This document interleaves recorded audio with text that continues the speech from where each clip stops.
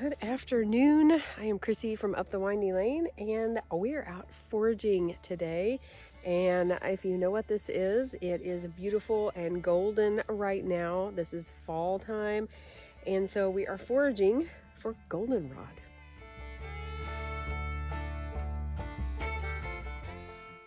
So I'm just kind of walking around our property trying to find some goldenrod. I have it here and there. You would think we would have it out in the field a lot, but I don't see any yet. So I'm going to walk around a little bit and see if I can find some more. Goldenrod actually has a lot of benefits, and a lot of people think of it as like allergies and things like that, but it can actually help with allergies. You can make tinctures out of it.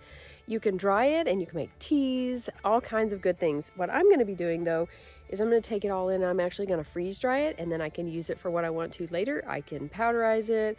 I can make teas with it. I can tincture it as well. So I'm pretty excited about finding it. But it's so pretty when it comes up. And unfortunately, we do have to cut the tops off of them. Now, one thing about harvesting, usually when you go usually when you go foraging, you don't want to take everything you find. Now, you notice there is less here. I'm leaving some because I want this to reseed and I want it to, just produce more.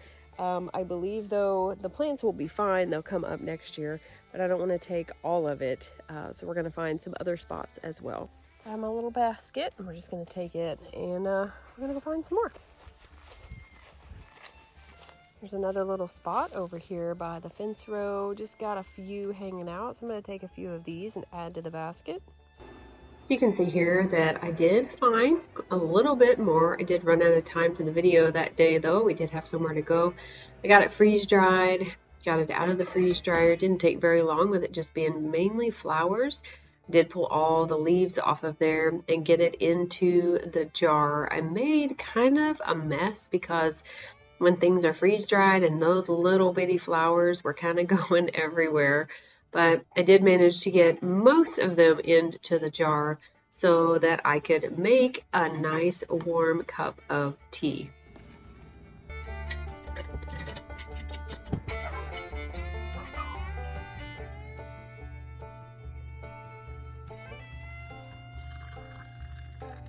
I am back and I have a good cup of tea with me because we're going to continue talking about that herb that I've been foraging and that I have dried, as you've seen in the video, called goldenrod. So I'm pretty excited to share this with you, and it's pretty tasty. Add a little bit of lemon to it, not lemon, added a little bit of honey to it, and it's pretty good. So I brought out my, we're going to sit out here on my back patio, got the goldenrod out here, and some information to share with you. I had to really look up some stuff, watch some videos and things to share with you about this herb that most of you probably have around you, because it grows just about everywhere and just about all around the world, in most of the United States. And it's pretty cool. It's a pretty cool plant. See here my goldenrod. It is freeze dried.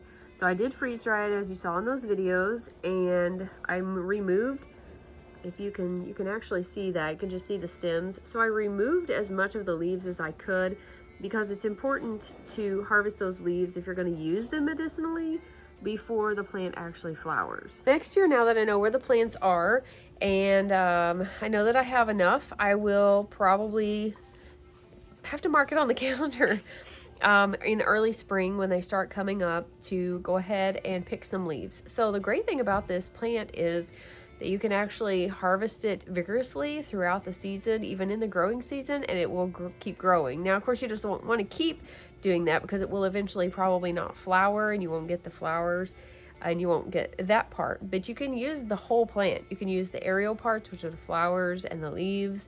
You can use the roots and, of course, the whole plant. Like I said, this part of the Latin name is Solidago. Solidago canadensis is the one that is normally in North America. There's actually another one, Solidago gigantea, is another one that is more prevalent here in North America, where I'm at. But there's actually over 100 species, which is kind of cool, but it also means that They can cross-pollinate because they're so similar. They cross-pollinate and they can form new hybrids and new varieties. So you don't really know for sure which one you're getting, but luckily they do have mostly similar uses in the herbal world. It's generally recognized that in traditional Western herbalism that most goldenrods are interchangeable, so that's good. The Solidago canadensis is the one that is considered the most common species here in North America. It can be found in all of the states except for like 6, so it's pretty much everywhere. So be sure to look for it from July through October is when it likes to bloom. You'll see it. It's just got some really pretty, if you saw the video, and it just got those yellow flowers that come out and they just kind of bend over and they look so pretty. Now, this plant is a member of the sunflower family, the Asteraceae family, and which forms large dense patches, and they really like to grow in full sun to part shade, and they really like moist soil. They will grow just about anywhere, but they do prefer probably the full sun moist soil. I found interesting because I did find different varying heights of this plant. So it can actually grow anywhere between 1 and 7 feet tall, depending on where they're growing. You know, if they have a lot of sun, then they're probably going to grow taller. I've got dogs like everywhere. If they're gonna, you know, if they're kind of shaded, they're probably not going to get as big. I had some that were like a foot or two tall that were already blooming, and I had to really check and make sure that that is what I had. Like I said, they do bloom between July through October, so you can be picking those. You can be cutting off the tops of those and harvesting those. You can hang those up to dry. You can freeze dry them, whatever you want to do. You can use them fresh as well if you would like. Seeds are dispersed by the wind because they have little sporadic like hairs, and so like kind of like a dandelion has the little hairs. That's what the goldenrod has as well. I saw some of these as I actually didn't get to freeze dry these as soon as I picked them, and some of them were starting to form like the little seed pods. You know how dandelions will form the little white? Well, that's what some of these were doing as well. Like I said, they will withstand vigorous cutting. They'll grow back during the growing season. They are a perennial plant most of the time. And with this plant as well, the best time to harvest those roots is in the fall, winter, when the plants have went to seed. So they're putting all their energy back into their root system. Now this root system is rhizomatous. So they have rhizomes. And it says that the canadensis variety can be quite extensive. So I don't know if that's probably what I have here. And I would really like to pull some up this fall just to see and kind of dry those. I'd like to freeze dry some of the root. It says to diminish the disturbance of the roots, because you don't want to just dig them up and take one and leave the others and have disturbed all that soil. You should be able to you should be able to carefully pull a plant up, maybe loosen the dirt up a little bit, and then pull that plant up, and you won't disturb the other roots. And so then you can use that one and rinse it off really good, cut it up, dry it, whatever, however, you know, the method you would like to use. What's interesting is because, you know, we have found out that there are so many varieties that thrive around the world of Solidago. So does the tradition of using it, from the Native Americans here to across the seas in South America. Everywhere that it grows, there's many different traditions and different ways that they have actually used this plant. One of the ways is that it is used as a vulnerary for wounds. So you can make poultices and things like that and use on wounds. It has anti-inflammatory and it's astringent. Vulnerary benefits of goldenrod can be found across the sea as well. So it's just interesting how all these people groups have found and used these herbs. So another use of goldenrod is through its toning, antimicrobial, anti-inflammatory, and diuretic effects upon the urinary system. So it can actually be used for that. It's a diuretic addressing the kidneys, so it can cleanse the kidneys, just like we have, cleavers that come out in the spring, and it's good to like cleanse the liver or cleanse your body then. So we have plants that come at the end of summer, so to kind of cleanse and get us ready for the fall and winter as well. All these flower and all these grow and everything at specific times for specific reasons. It can also be used for a variety of bladder and kidney issues as well, like I mentioned, because it does help cleanse the kidney. Another way is it actually supports the respiratory system in another theme, and this is common in both America and European herbal traditions. So because this herb is toning and mildly stimulating and drying, makes it helpful through the upper respiratory support during allergy season. And I'm getting ready to tell you why. Solidago is specific for the manifestation of allergies where there's like, you have glazed, watery eyes, you might have an itchy nose, you know how like in the fall, a lot of people get allergies. It's also indicated that Solidago is specific for cat allergies, which is interesting because I'm kind of allergic to my parents' cats, and so is one of my daughters and sons. So it'll be interesting to try and see if that actually helped out with us when we go up there. Regardless of the popular belief, it is not the Solidago that causes the late summer, early fall upper respiratory allergies. I know everybody thinks that the goldenrod is bad, and when it comes out that it's causing all those allergies, it's actually a ragweed that is coming up at the same time and blooming at the same time as the goldenrod, and I just think some people really can't tell the difference. And for this is because the pollen from this Solidago is actually heavy, and it's not actually carried by the wind, and where the ragweed is a lighter, the pollen is smaller and it is carried by the wind. I am going to be interested. I'd like to make a tea and drink not quite a bit, maybe drink it often to see if it would help with my polyp issue, my upper respiratory, my inflammation that I have. Not sure what it's caused by yet, so working on that, but I have been able to kind of keep it down so far for a little bit. So it does support the upper respiratory system through the allergy season, but it's not because of necessarily an antihistamine action, but it's actually a result of it being, what are the words? Oh, toning, drying of the mucus in the upper respiratory itself. Then it helps to, of course, eliminate things through the urinary tract infection and helps our body get rid of things. Our body holds on to stuff, in case you didn't know that, and we have to have a way to flush that out. Our body has natural filters in it, like the kidneys, the liver, and so forth, the lymphatic system. And we want to help that and support those systems so that our body will, naturally get rid of those things that we're supposed to get rid of. We are bombarded by a lot of things that we weren't, 50, 100, 1,000 years ago.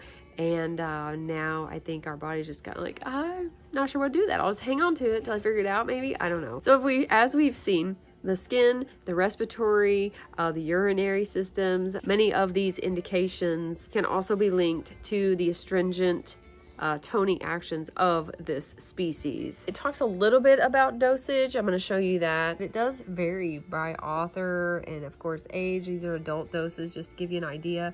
You can use this in a dried herb form, like you could put it in a capsule or make a little pestle. You can make a tea, just like I did, and you can make a tincture, of course.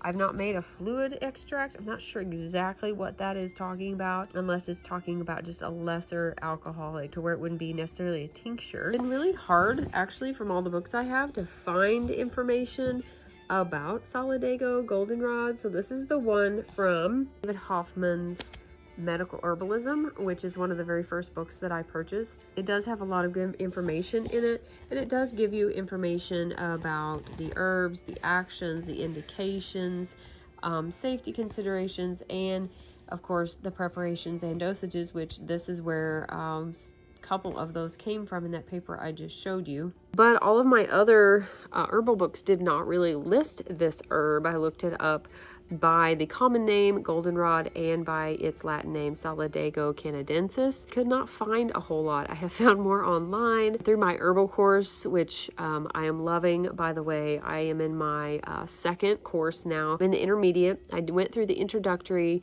just because I knew a little bit about herbs, but I didn't feel like I knew enough. So I did go through the introductory and I read it through twice. I went through it, I read it all, and then I went back through and I highlighted things that I thought were important and that I wanted to remember. It's a really good program. It's really good, been good for me so far. It's self-paced. And if you catch it on sale, it's not too bad. They do have a sale once a year. It's a pretty good deal. So I usually wait for that and get my subscription or buy it then. I don't actually buy the books, which I would love to, so I'm having to print stuff out. So I can only print out a unit at a time because I have to take the quizzes and then I can go to the next unit. If I had the books, I could kind of look ahead, which probably wouldn't be a good idea actually. From that website, part of the, they have called the Herbarium, and I actually have subscribed to that because they do have lots of monographs, which is kind of like what this is from there, and it gives you like the names, it gives you the family, the parts used, it gives you information about it, geographic information,